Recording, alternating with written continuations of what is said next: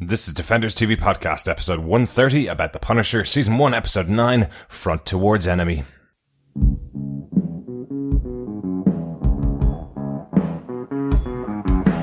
I hear a lot of people saying the blues, but I'm gonna tell you what the blues is. When you ain't got no money, you got the blues.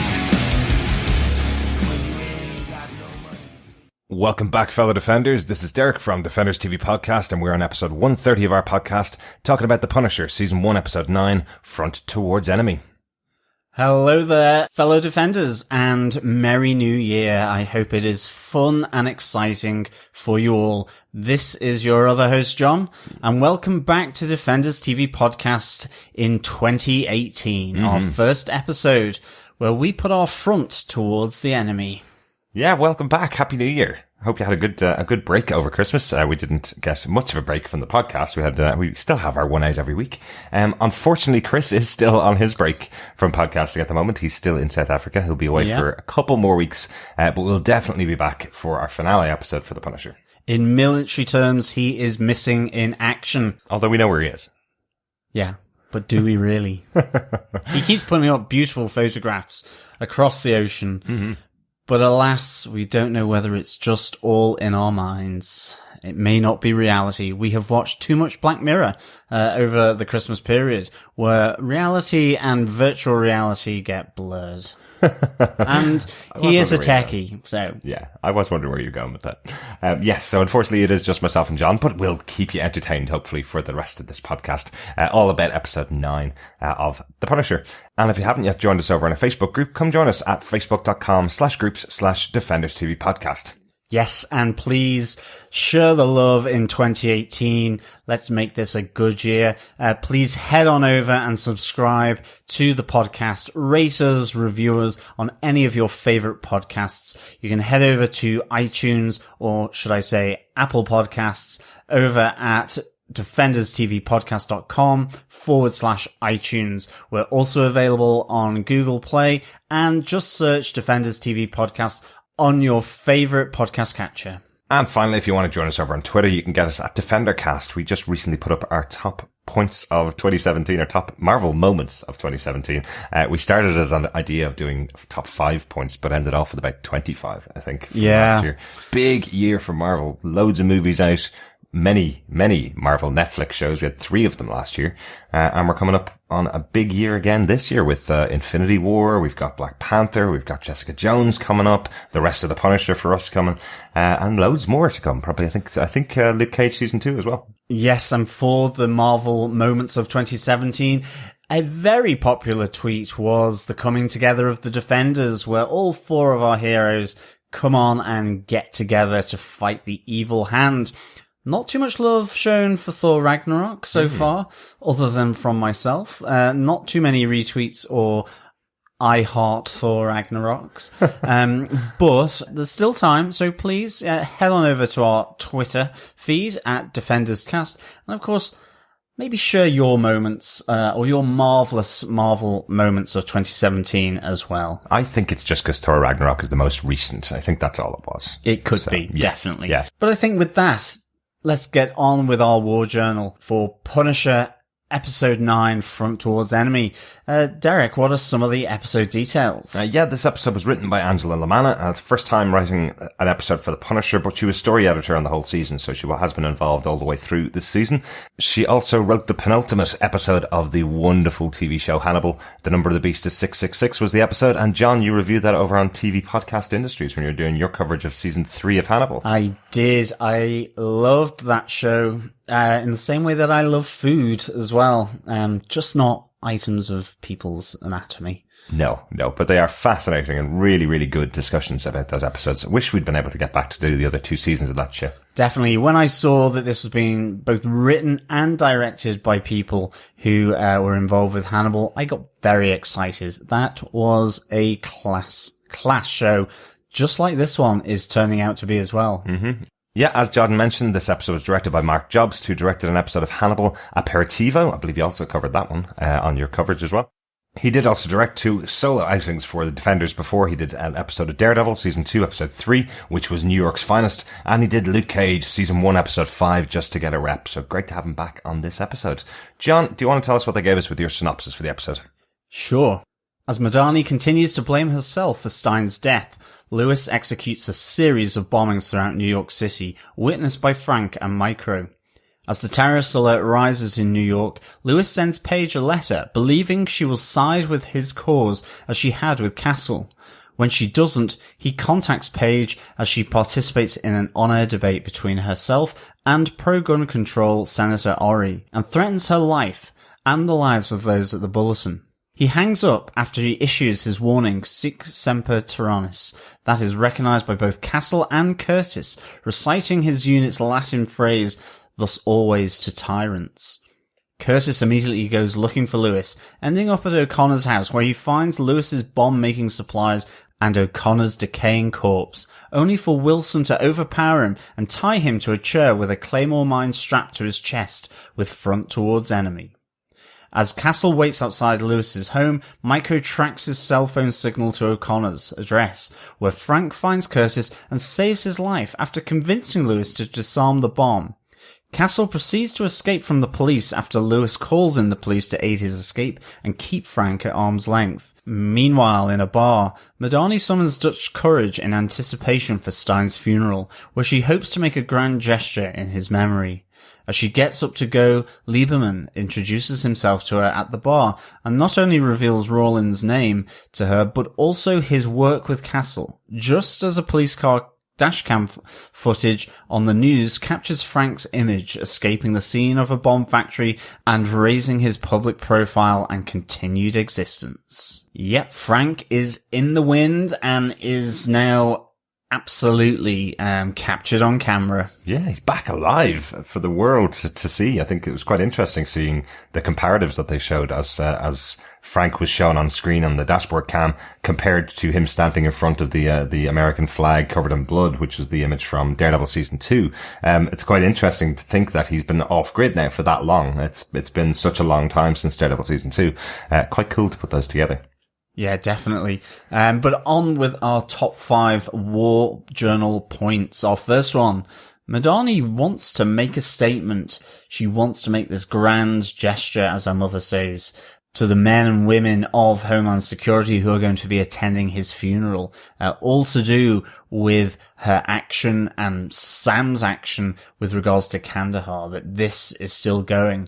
I really thought this was kind of interesting, that she, talks to her mum about this, that she really wants to just let everything she knows flies so that then everyone knows, the press and her colleagues, and really then they will have to deal with it. They'll be forced to deal with it by the press. I thought this was really, really interesting. Yeah, it feels like a bit of an odd one. It doesn't seem like they have enough information to go to the press about it. So I'm trying to work out what is it that her speech is supposed to be saying at Sam Stein's funeral. She's been spending a couple of days in bed trying to get over this, doesn't want to go back to work. Trying to be encouraged out of it by her mother, and then she talks about speaking at Sam's funeral and revealing the information she does have, which is that there is someone on the inside. She doesn't know at the beginning of the episode who that is. So I'm trying to work out what it is that she would be saying. Is she saying that the Department of Homeland Security is corrupt? Is she saying that the government's corrupt? How would this be picked up? What is it that she would be telling the press at the funeral? Yeah, I think as Farah Madani, her mother calls her out by asking, do you just want to take this opportunity to end your career? She's really trying to make Madani work through this in her moments of grief. Mm-hmm. She's been around the bed, just really kind of moping and grieving for Sam Stein. Yeah, and we do see her try to turn to Billy Russo for sex again, trying to encourage herself out of this situation, trying to feel something good after the death of Sam Stein. Is it just me, or is it even more creepy now when Billy Russo walks into the room to her, knowing that she's mourning the loss of her partner, and this is the person that killed him?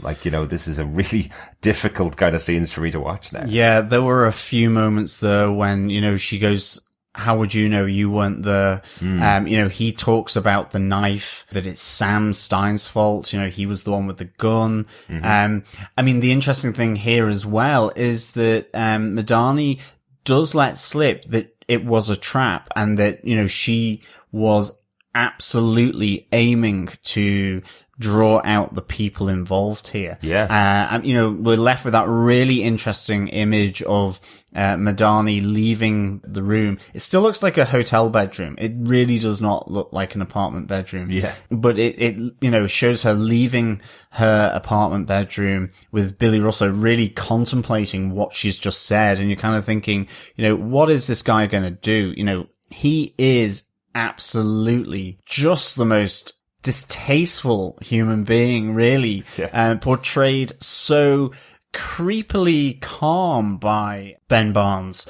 He really is. And I mean, it's a really tense, kind of exciting thrill, during those moments, really, to see, how he takes this all on board. He is almost this silent operative. Definitely. He goes totally off grid with regards to anything he does with Rawlins.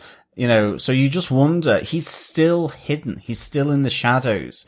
No one knows about him. And I was just thinking, even with Micro's, all his surveillance, all his data feeds, he still hasn't even spotted that there is this other person in the form of Billy Russo involved in the Kandahar drug running. And even the fact that he was doing that under Frank's nose in Kandahar at the time. I mean, this guy really is a fantastic covert undercover operative. Yeah. He really doesn't draw suspicion at all. And I think that's what makes him as a character just so fascinating. Yeah, definitely.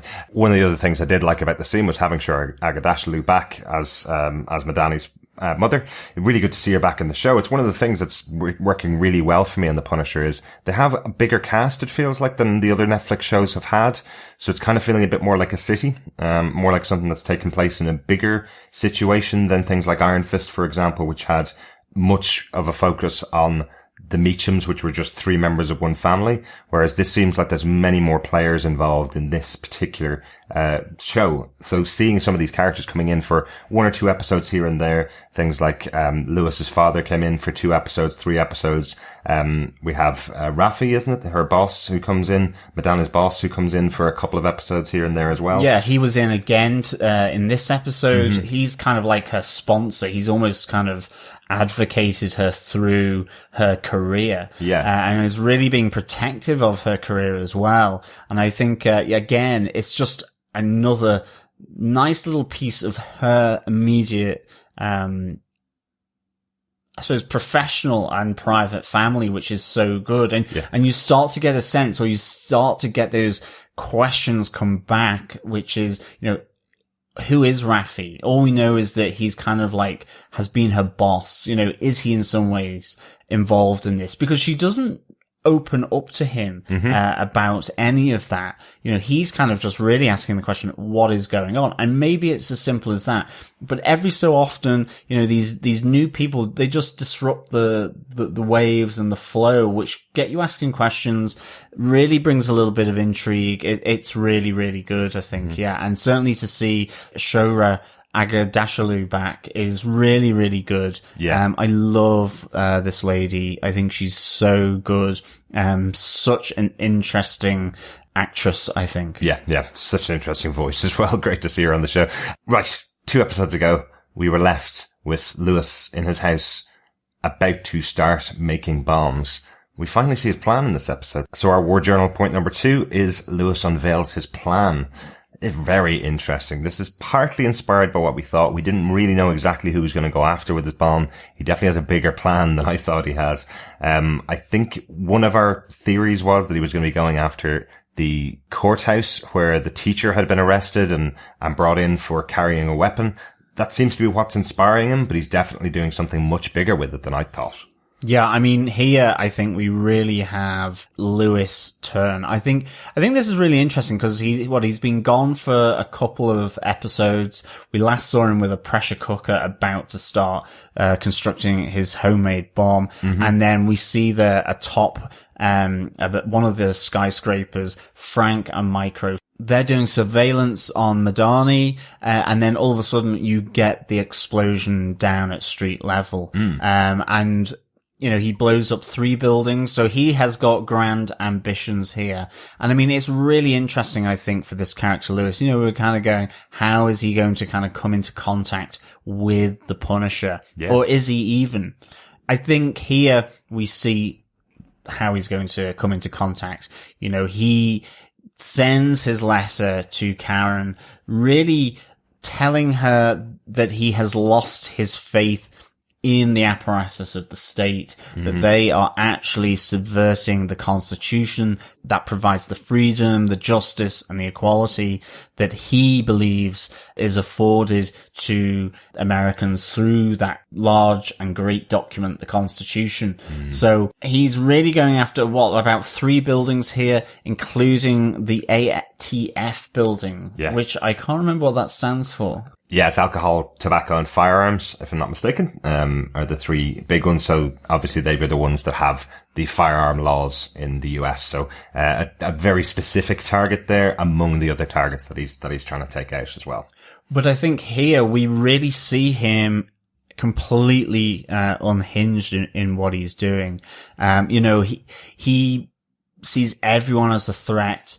He does also try and identify people that are on his side or who he thinks is on his side. And here we have him writing to Karen Page, thinking that she will because of her involvement with Frank Castle. And actually we do get a sense here that Lewis is, I'm not saying inspired by Frank Castle, but has him as a mentor in the sense of doing things that he felt the state wasn't able to achieve. Yeah, there's certainly a kinship there in his mind. Anyway. Absolutely. But Karen doesn't. And we see here, Sic Semper Tyrannis, his unit's Latin phrase, which translates as thus always to tyrants, i.e. you're always going to get it. Here are we, the Marines, the Corps going after tyrants. And I think, for me, I suppose this is the moment where he suddenly becomes an unsympathetic character in many respects. I mean, it's quite abrupt, really. I mean, you see him struggling, and I suppose you kind of know that it's only going to go one way, but there's still that moment of you thinking, well, is Curtis going to be able to, bet it out of him? Is he really going to be able to persuade him to change? Even the conversations that his father's had in the past, but you suddenly realize that, this is a guy still at war, still in a fight, and now that target has become, the federal state in America, really. Yeah, and anyone that supports them as well. He's very strong about the fact that if Karen goes against him, if she doesn't do what he asks for and give him the information that he wants and do what he says, which is to print his entire letter in the paper with her support, that the members of the Bulletin are going to be killed. They're going to become another target because he's no longer willing to take the people that support the things that he doesn't want and doesn't believe in, which is what, as you say, this is where the turn has totally come for Lewis, this character that has been very sympathetic because we all understand the pain and pressure that must be there for someone that comes back from war. But he never accepted any help from anybody. And now he feels like he's doing the righteous thing, which is very difficult to take from any character. We struggled with it before with the Punisher before, Punisher had to do 3 or 4 monologues on top of a roof with Daredevil for you to get behind the idea that he doesn't go after the innocents at all. There's no such thing as collateral damage to Frank Castle. Every person that he targets is deserving of the punishment that he doles out. And yet the interesting thing here is that you really get that sense of Lewis being that story arc within the Punisher that is reflective. It mirrors the motives of Frank Castle. Yeah. That he feels disempowered and he needs to carve out justice for himself. The motives he sees are very similar with Frank Castle. I presume that's why he sends the letter to Karen Page, but he is, this is going to sound almost a bit weird in that, I was going to say, more extreme than Frank, because there will be collateral damage. Mm-hmm. His code is only about fighting to destruction, regardless of the collateral damage. Yeah. And so that's where it's slightly, departs from Frank, I think, to an extent. This is what makes Lewis a villain.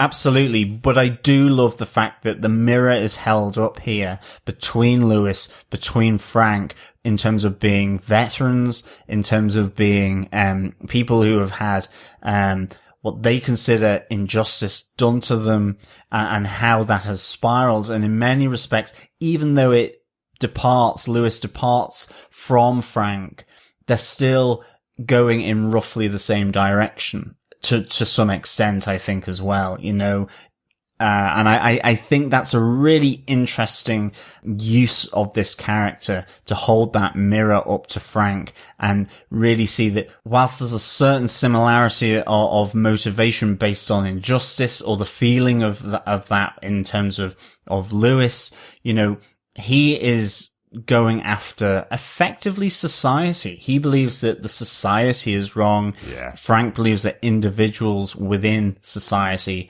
there are rotten eggs, there are good eggs in that sense. It's almost like Frank's is more targeted revenge compared to what Lewis is ultimately trying to achieve with his plan of blowing up buildings and the promise of more to come. Yeah, this kind of just leads us into our next point as well, the Lewis, Frank and Curtis standoff, because that's really what the discussion is all about in this episode. It's all about whether there is a difference between Lewis and Frank. Can Curtis see the difference between the two of them? Curtis has supported Frank in what he's done the whole way through, and he's the first person that responds to the situation with Lewis. He's the one that finds Lewis, for example. He knows where he is, and he steps in and tries to save Lewis one last time. One of the interesting things in the episode, after the bombs happen, we find out in just a news story in the background, we find out that 14 people are murdered in these bombs.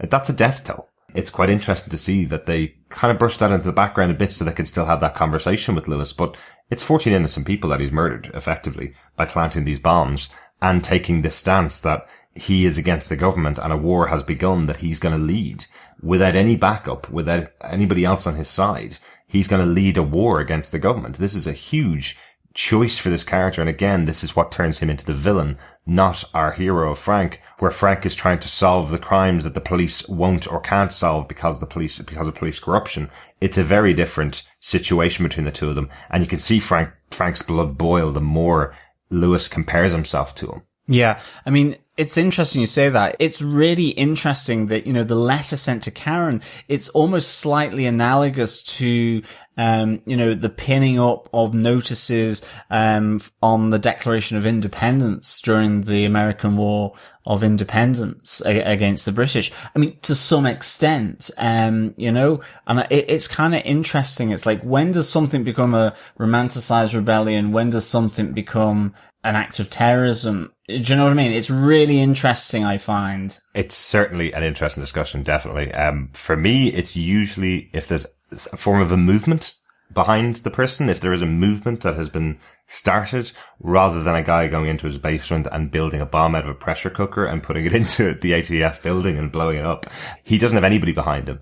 Even the one person that supported him, which was O'Connor, he murdered him in cold blood and left his body rotting while he built these bombs to blow up buildings. Like, there's no justification here that this character is anything but a terrorist, for me. But you're absolutely right, John. This is what I love about the episode. These conversations that are happening, they do give you an opportunity to air all sides of the argument and make those kind of connections so that you can really see the difference. Throughout the season so far, these 9 episodes, definitely, they're really trying to set up the Punisher apart from what we saw from him in Daredevil as just being a vigilante with a possible terrorist side to him. They're trying to make sure that we know at the end of this season, coming out of it, that there is a justification for what Frank does, and it's different from anybody who takes up arms to kill anybody that's against them. No, I mean, it is. It's really interesting the way the show is exploring the motivations, the rights or wrongs of it, the comparisons that you could assign, like I was saying about, Declaration of Independence, a declaration of war, a declaration to Karen Page of rising up against the state. I mean, okay, there's different contexts there, but I mean, it's really interesting to see these kind of markers that are placed and being able to really have that discussion as to is it the same as the American War of Independence? As I've kind of loosely brought that comparison. And it's all about perspective, it comes down to, one man's freedom fighter is another man's terrorist. And, in the context of maybe, current American politics, you say he's acting alone. Maybe a lot of people have those ideas, rightly or wrongly. Do you know what I mean is that I think the writers here are really tapping into a vein of context within not just America, I think probably globally, which is really interesting to see, and really interesting seeing it brought into a show like The Punisher. Yeah, I mean, okay, I don't want to overblow the comparisons by any stretch of the imagination, but it is kind of interesting that these kind of discussions, thoughts, comparisons, markers are evident here. It is very interesting. Yeah. I'm also definitely seeing some comparisons to the Unabomber as well, and what happened with him. Again, this is a standalone kid in his basement building bombs to blow up different buildings, and saying that he doesn't accept there are innocents in this war that he has started. It's fascinating to see how far this kid has come from coming home from the war, not being able to sleep in his own bed, not getting any support, and then just one little act, which was a teacher who brought a gun to class, which we talked about before being completely unacceptable in our society. That one little act where a justifiable court case is happening, and he's now bombing and killing people. It's a really interesting story. And you can see Frank's blood boil, as I said. Definitely. Firstly, with the comparisons to Frank, but also early on when he's trying to discover who it is that's done this, and he just hears it's a bomber. The minute he hears that it's a bomber, he's going, this is absolutely the worst kind of person. It's the idea that it's not somebody that's going out with a gun, standing face to face with his enemy and taking that enemy out is just abhorrent to Frank. That idea, he even says to Lewis in their conversation, come and face me like a man, stand in front of me. Every single person I killed, I stood in front of. Not everyone. We did see a few. There was about 1,000 yards between him and Frank. Absolutely. But the guy knew he was coming. I suppose is the big difference. But yeah, there's definitely some really interesting points for discussion here. But of course, then there's the third person in this, which is Curtis as well, who, as you say, has tried to talk Lewis down. But I mean, again, we see here that Lewis again just sees him as the enemy, beats him to near death with his own leg, and then ties him to a claymore. It's really just like the height of extremism that he's going through. And I mean, it's really difficult to see because the actor who plays Lewis is so good here. And I must say, I think with the Lewis, Frank and Curtis standoff there, where Curtis is strapped down in the kitchen, you have Lewis has come to the window. He's really asking Frank almost to come with him to some extent here, be a part of it. Yeah. But as you say, Frank does not see the similarity of himself with Lewis at all. Yeah. But makes the plea to his sense of honor coming from the military that at least give me the wire hair that I should cut, so that I can save this guy's life. I really enjoyed that moment where you really get illuminated, as the audience about Frank and Curtis's, relationship here. Yeah. And I thought that was really, really good to see because, okay, we knew they had been involved together in somehow, but then Frank goes through the story, of him really not being the point man that he should have been because the lady carrying the bomb in Afghanistan, where Curtis was already dealing with an IUD, slips through the cordon that supposedly should have been protecting Curtis because she appeared to be or was pregnant. Yeah. And her explosion kills the person that Curtis is trying to help and rips Curtis's leg off. And you see Curtis here, it's not your fault. You really see that that pressure, that responsibility that Frank still holds for the situation that Curtis finds himself in. And I thought that was in amongst all of this, Curtis being strapped to a chair with a bomb, with Lewis going absolutely crazy. I thought this was a real kind of moment of pure contrast, which was really good. Yeah. I think here. I think of all the Marvel scenes that have been released this year, we talked about it earlier on, our top Marvel moments of 2017. This has to be one of them. This scene between all three of these actors are just on absolute top of their game. The moment where Curtis is talking about, the fact that he just got beaten by a dumb kid. If it was in his prime, he would have been able to rip that kid apart. You can see a character like Curtis, who's always been a really positive character and really upbeat character. He's mentioned it a few times that he does have, underlying all of that, he does have moments of weakness like everybody else does. But to see that moment where he's truly beaten inside as well as physically is really tough to watch. And then John Bernthal in this scene again, explaining another horrible moment that happened to him in his life. Another time he let a friend down, is just really difficult to watch. And then as we've been saying all season, Lewis has been fantastic and really, really interesting to watch. Tough to watch, but really interesting to watch. So these three together is a perfect scene for me. It's one of the best scenes that Marvel have put together. Definitely. I think another great scene, or at least talking point, we were wondering about this, and I think it's our fourth War Journal point, is the guns versus no guns debate. Yeah. We wondered if they were going to raise it, and they raised it live on air, with Karen and the pro-gun control Senator Ori. This was fascinating, actually. Don't forget the DJ. Don't you ever forget that DJ. And there was the DJ as well. Yes. Because he won't let you forget him. From the minute he gets on screen, he is looking to make sure that his voice is heard, just like any good shock jock on the radio. He's pushing each side to say things they may not normally have said. That seems to be his job. And he is the third point of the argument, moving back and forth to rile up both of the two people who are there to talk specifically about it. It's interesting. Obviously, the reason why Karen's there is because she is seen as a supporter of the Punisher when he was doing his thing in New York, I suppose, and she was writing the articles about it.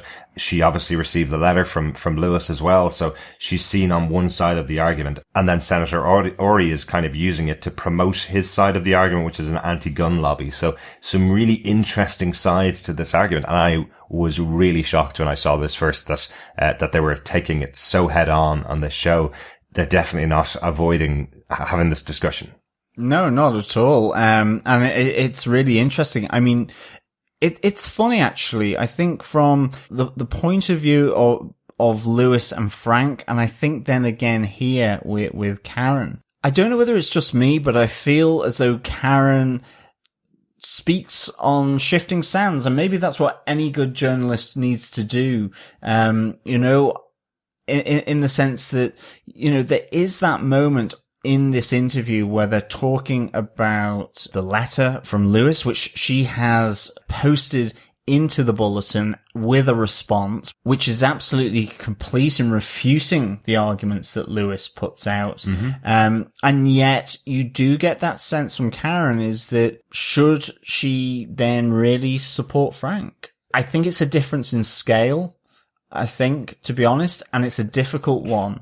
But then as well, I feel that Karen would intuitively be no guns, but then she used the gun to kill Wesley to protect herself. Mm-hmm. And had it not been for that gun, as she says in this interview and in this radio show, if she didn't have the gun to hand, she would be dead. That's an absolute certainty of that moment in Daredevil season 1. So yeah, but she was speaking in the third person as well. She was saying that, of course, those moments were because you had a gun, you could protect yourself and you're still alive. Absolutely. It is almost our Easter egg for the episode. So if you didn't watch Daredevil season 1, that's what happened. It was Karen had a moment where she was faced with her biggest enemy, effectively, who had a gun pointed at her and was going to kill her. If she didn't have that gun to hand, she wouldn't have killed him and we wouldn't have Karen in the show now. So while she is speaking in the third person, we as our audience who've been watching it all the way through now know that she's talking very specifically from an experience she had.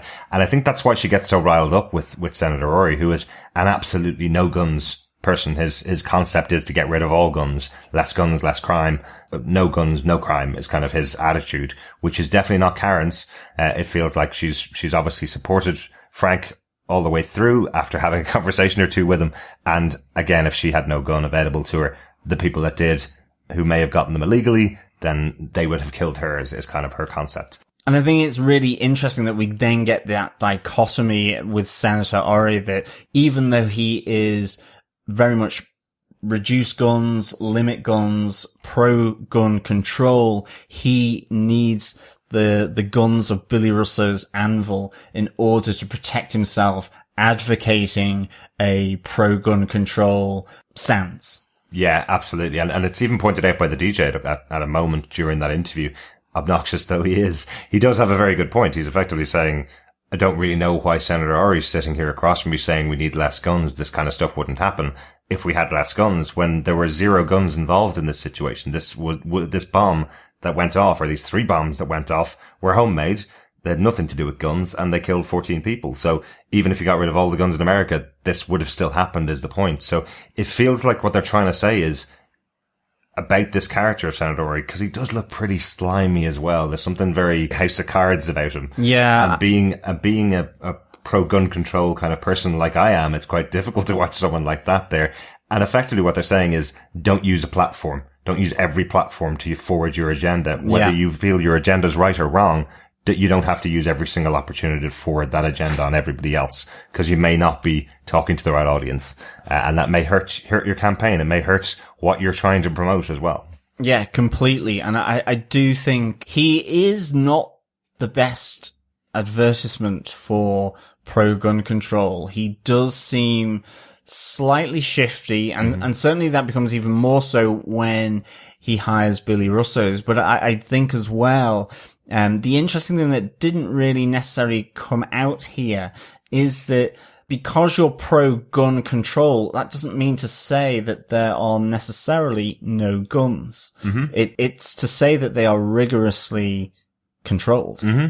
Absolutely. And that will always be the pro-gun control lobby's idea of it, and the pro-gun lobby will always think that that's saying taking away my guns.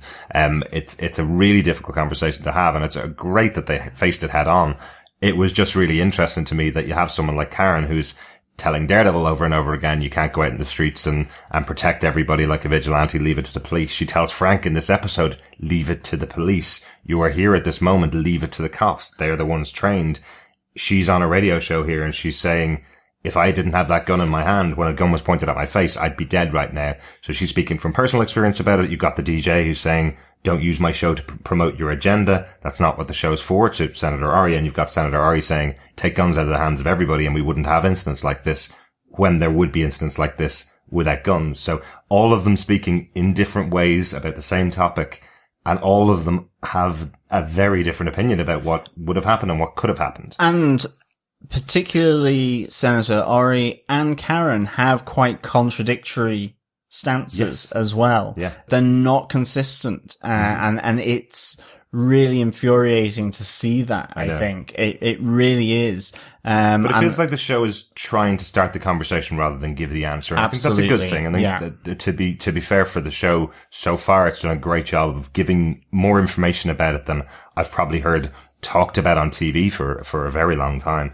I do think the cut from that interview to the next time you see Senator Ori taking donations to his campaign, I don't know, it just felt really off for me. It felt really odd to have this character. It feels like he's just trying to make money out of the anti-gun lobby. It seems to be the way that they're setting the character up. So we'll see what happens. We'll see if Billy Russo's team in Anvil, are able to deal with Lewis if he does attack the senator in future, whether they're able to deal with him in a humane way, as they say, or whether there will be guns firing around Senator Ori, ending his chances in the House of Cards. Well, that's true. I wonder if, mad theory here, that Lewis does try and attack Senator Ori, that he gets past the Anvil guards in that sense, but Billy Russo is around and uses, because they have come head to head previously. They certainly have. And that Billy uses his Assassin's Creed knife, and there is then Madani sees the parallel of the stab pattern, the stab wound with Stein's. Maybe. I just wonder will that be the thing, something so innocuous, but it explodes Russo into the open? Maybe. Yeah. Possibly. Just a little theory. I'm just wondering. I'm saying nothing. No, me neither. Until the fat lady sings. Speaking of Madani, let's go on to our final War Journal note for this episode. Micro reaching out to Madani as Frank gets discovered. So we have that moment earlier on in the episode where Micro tells Frank to go after the people that he loves and take care of the people he loves. First thing about that point, we have a very specific piece of clarification here from Frank that he now feels that Karen Page has taken the place of his wife, almost. He's saying to Micro, if your wife was in danger, what would you do? And Micro goes, but she's not your wife, Frank. Karen is not your wife. Why are you going after her and protecting her? And with that conversation comes another shift in this relationship between Micro and Frank. He's starting to not believe Frank so much. He's now going to go and take matters into his own hands and go to Madani because of this kind of moment where he realizes Frank's not going to stop when he took care of all of the people that caused the situation. He's now going to go out and take out Lewis, this bomber that he's discovered, because he now threatens somebody else in Frank's life. Yeah, and again, it's another good reflection from Lewis's storyline that disrupts people's thoughts about what Frank is, whether it's Karen or whether it's Micro. But I love this scene of Micro reaching out to Madani in the bar where she's getting a little tanked, ready for the funeral so that she can sort of get herself through it. And I think, we get that fantastic, absolutely all the cards on the table from Micro, really, that Rawlins is the guy involved here, from Kandahar, and that he's been working with Castle. And it's kind of a real sweet moment then, just as literally the dashcam footage on the news shows Frank sliding across the bonnet of a stolen police car, escaping the scene where the bomb squad and the police have been called to, and suddenly his face, Frank Castle, the Punisher's profile, is back in the public consciousness, back in existence. He cannot hide anymore. He is the front and center. And I think the look on Lieberman's face is just priceless. It's really, really good. Yeah, absolutely. It's really interesting. It's like, it's that moment where he's just said to Madani, I've got all the information, but you're going to need Frank to prove it all. He's the one that was in the room with the rest of them. And then they look at the TV and there he is, a face wider than the 55-inch TV in the bar. So what's going to happen in the next episode? I can't wait to watch it, to be honest. We do finally have Madani and Micro working together, at least. So they're on the same side, at least. We'll just have to see how Frank gets back to them. A really good episode this time. A couple of notes about the episode? Yes, the title of the episode is the iconic instructions on the front of a Claymore mine, which is front towards enemy, just so that all the soldiers know which way to point this mine, which is designed to spread it out, from foot level upwards in an arc, triangulated out. But really, really interesting. I always thought this was a really offensive kind of, markings on the front of the Claymore mines. It always feels like they're just too dumb. They wouldn't know which way to point this, it's a really odd one. It's almost like, don't point this one towards your face is kind of the other way you could write that inscription, but it's quite interesting. The whole point is, I suppose, Lewis is now fronting towards the enemy. He's setting himself up. He thinks he knows who his enemy is. Frank is now standing in between his new enemy of Lewis, who, apart from Rollins, has been the only big enemy that Frank knows about this season. So quite interesting. Other note about the episode. I don't know why. For the first 3 or 4 episodes, I was calling Lewis Walcott. We had it in every note, over and over again. From IMDb, the character was called Lewis Walcott. I've gone back and checked, and it's been Lewis Wilson the whole time. So I'm really sorry if nobody noticed that. There you go. There's another little one that we've gotten wrong. One of the note, it was great to see Ellison back in this episode, the head of the bulletin. I love that moment where he's got the letter in front of him, and like any good journalist, he's going, am I scared or am I excited about this? Well, 50-50 either way, which only makes me half a bad person. Love that moment with Ellison. Thought that was really good fun. I love the fact that he continually pops up. He's a great editor of the Bulletin. Hands off his job, Karen. Hands off his job. You need someone like Ellison by your side. Absolutely. But I think it's on to our defense. With Chris not here, John, you can go first. Do you defend the 9th episode of The Punisher, Front Towards Enemy? I do defend the 9th episode of The Punisher. I would give this an explosive 5 claymores out of 5.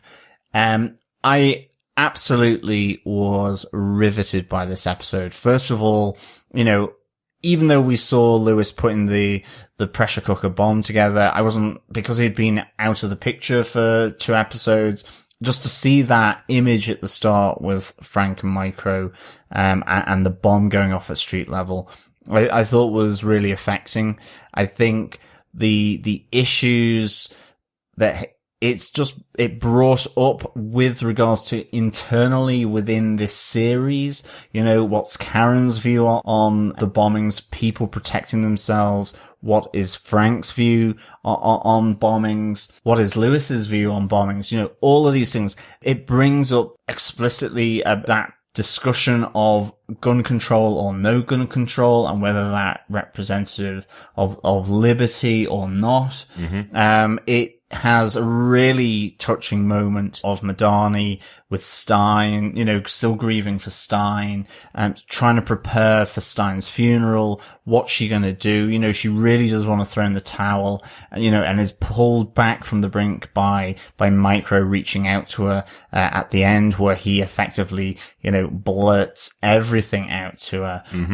Just as, that moment of triumph, then we see Frank, who has really been portrayed now as someone who potentially is involved with the bombings, and that's another aspect of his name that he's got to clear. I think that threesome of Lewis, Curtis, and Frank, that moment where Frank is trying to bring Lewis down to really allow him to save Curtis's life, and Curtis, listening to Frank recounting the story of how he feels he let Curtis down. That was a really good moment where Frank really pleads to Lewis, people let people down, but that doesn't mean to say that they don't care. I think Lewis's storyline is a toughie. It really is a toughie. It's really quite heavy as well, but I think it does a nice job of mirroring and reflecting and making us think about the Punisher and what he stands for, what his motives are, and the people around him, the relationships that he has with other people, and how they view Frank compared to Lewis. And I think that is the absolute sweetness of Lewis's storyline and what it adds to this series, but in particular this episode. And that's why I give this 5 claymores out of 5. Yeah. So Derek, do you defend this episode of The Punisher? I absolutely defend this episode of The Punisher. This has one of the best moments committed to TV by Marvel this year. This moment between Lewis and Frank and Curtis, as Frank almost looks like he's questioning himself, because he's going, have I inspired someone that could do something like this almost in my name? Have I left that legacy behind me? It's fascinating, brilliant moment. Some other great stuff that was going on in this episode, but just can't not defend it. I can't wait to get on to episode 10. Really looking forward to it. Sorry that Chris can't be here for this episode. I was hoping that he'd be able to get his thoughts in like he did on the last episode. I don't think that's going to be possible this time. He seems to be up mountains and enjoying himself in South Africa at the moment. Up mountains, down by the coast, and getting sloshed on the finest wine that Stellenbosch can provide. Let's not give an address to where he's staying, John. It's an area, it's a town, and it has lovely, lovely wine. If you want a recommendation, try a South African Pinotage. Excellent. I'll have to try that myself. Definitely.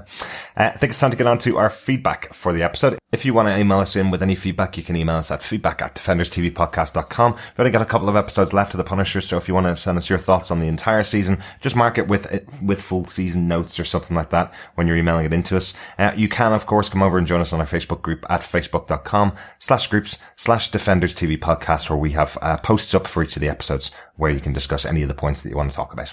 Absolutely. And of course, make it your New Year's resolution to send in a voicemail. Just head on over to our website at defenderstvpodcast.com and click on the tab on the right-hand side of the screen. And you can leave up to 90 seconds of your lovely rhythmic tones, where you can discuss anything to do with the Punisher. So yes, your New Year's resolution, fellow defenders, for 2018 is leave a voicemail. Absolutely. We do have some feedback for this episode. Robert Phillips sent in a note on our Facebook group, says, I couldn't wait until the boys released episode 8 podcast and then cheated to run ahead to episode 9. It's taking a great deal of self-control to not run ahead to episode 10 now. What an hour, from the very impressive pre-credit opening to this disclosure that Frank is alive and rushing from the bomb-making cell. This is a complex episode. My dislike of Russo is growing. Karen stays consistent in her stereotypical American approach to guns being an answer when used by the good, and her ambiguous relationship with vigilantes. I struggle with the way the writers have made the gun control senator seem slimy already, though I appreciate he too is confronted with the problem of guns being an answer to guns. I'm also still unsure if Frank can allow law to solve a problem that he can shoot at.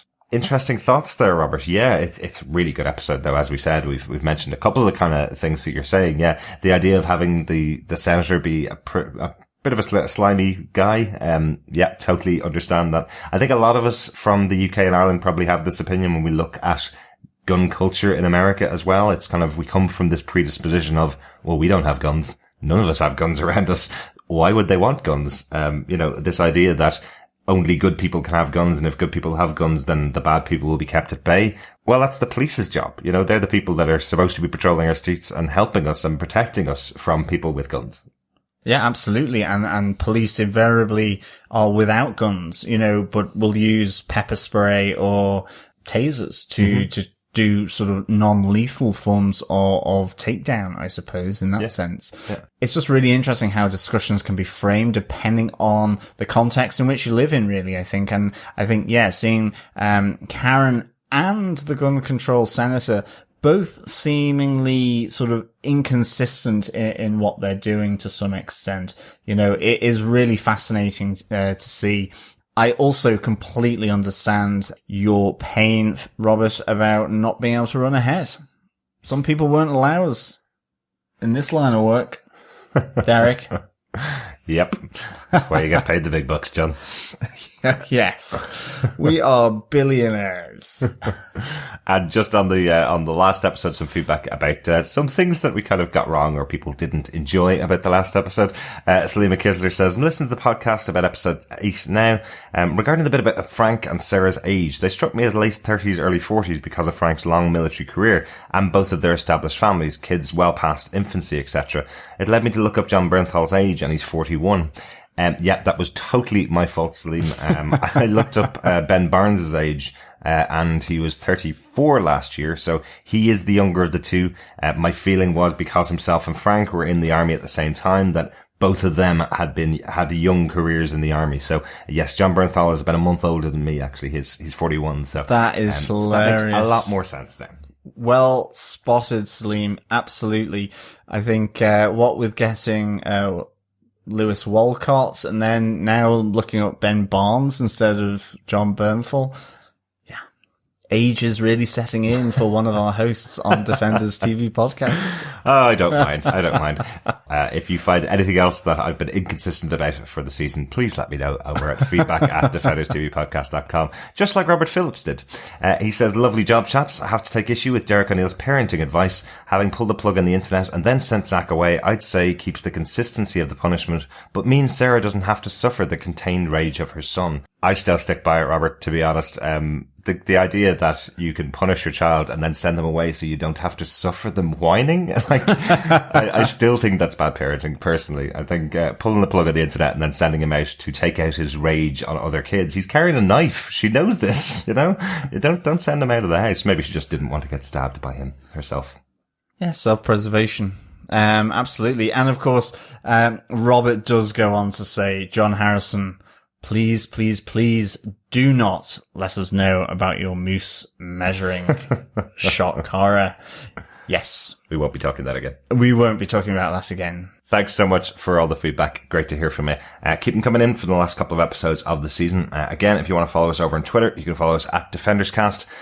And please make sure to subscribe to the podcast. You can just go over to defenderstvpodcast.com. All of the podcast catchers that you can subscribe through, including Apple Podcasts, Google Play, all of those are all available on the links on the front page. We'll be back next week with our review of The Punisher episode 10, Virtue of the Vicious, on Friday the 12th of January. Thanks so much for joining us. Yes, as always, it's a pleasure speaking with you. Fellow Defenders, again, another big Happy New Year and all the very best for 2018. I'm off to decide whether I'm 50% excited or 50% scared for episode 10. As always, we will speak with you again soon. Bye.